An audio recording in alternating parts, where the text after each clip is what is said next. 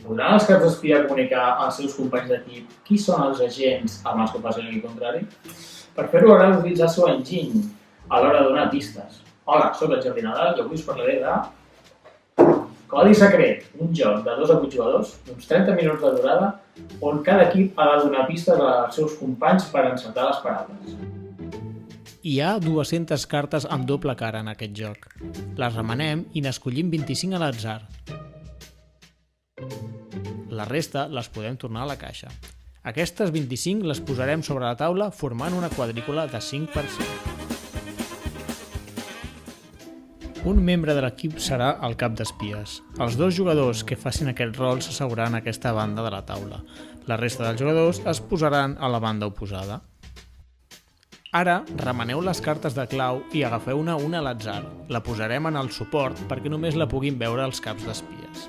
Les altres cartes les podem tornar a la caixa. Aquesta targeta representa la graella que hem format sobre la taula. Els quadrats blaus representen els agents que el cap d'espies de l'equip blau ha de fer endevinar als seus jugadors, i els quadrats vermells, els agents que el cap d'espies de l'equip vermell ha de fer endevinar als seus companys.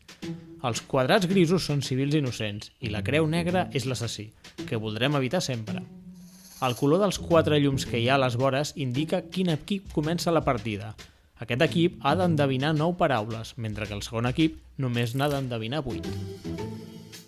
El cap d'espies de l'equip inicial comença donant una pista al seu equip.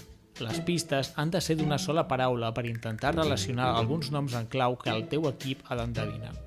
També hauràs de dir un número, que indicarà als teus companys quants noms en clau estan relacionats amb aquesta pista.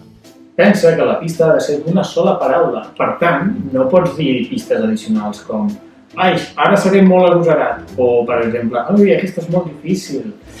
Una paraula, un número. També pots donar una pista que relacioni a una única paraula, però fa el joc molt menys interessant, a més que probablement no guanyis. Un cop el cap d'espies ha donat una pista, els seus enllaços han d'endevinar a quins agents s'està referint. Poden discutir entre ells, però el cap d'espies ha d'intentar no reflectir cap emoció. Quan els enllaços es posin d'acord, un membre de l'equip toca la paraula que vulgui. Aquí poden passar diverses coses. Si toca una carta que pertany al seu equip, el cap d'espies cobrirà el nom amb una targeta del seu color. Tot seguit, l'equip podrà intentar endevinar un altre nom en clau. Si toca un civil innocent, el cap d'espies ha de cobrir el nom en clau amb una carta de civil. Amb això s'acabarà el torn de l'equip. Si toca una carta que pertany a l'equip contrari, el nom en clau s'ha de cobrir amb una targeta de l'equip rival. Si l'enllaç toca l'assassí, el nom en clau s'ha de cobrir amb la targeta de l'assassí. En aquest cas, la partida s'acaba immediatament. L'equip que ha contactat amb l'assassí és el perdedor. És de ser inútiles, Per tant, sempre que doneu una pista, assegureu-vos que no es pugui relacionar amb el nom en clau de l'assassí. Quants intents podeu fer? Almenys n'haureu de fer un intent, tot i que el més habitual és fer-ne tants com el número que us hagi donat el cap d'espies. A més, sempre podeu fer una pista extra, que serveix per encertar les pistes que tingueu endarrerides. Els caps d'espies s'aniran alternant per donar pistes, i el torn s'acaba quan passi una d'aquestes 3 opcions. 1. Els enllaços s'equivoquin, 2. Decideixin aturar-se, o 3. Hagin assolit el màxim de pistes per torn.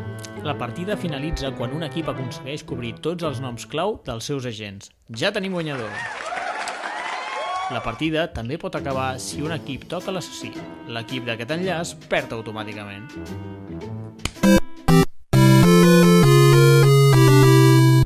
Recordeu, és important fer cara de pòquer. La pista consisteix en un nom i un número, res més. Doncs ara ja sabeu jugar Codi Secret, un joc molt entretingut que gaudireu tant amb la família com amb els amics.